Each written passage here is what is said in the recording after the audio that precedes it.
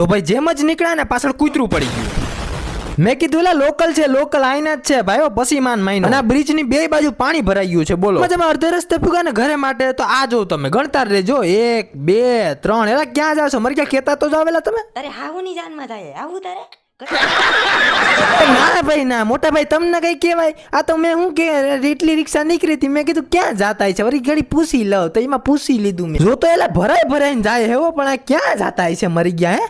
એ અનંત અંબાણીની જાને પતી ગઈ, બાકી કંઈક વિચારે કે તમે ન્યા જાતા હોય।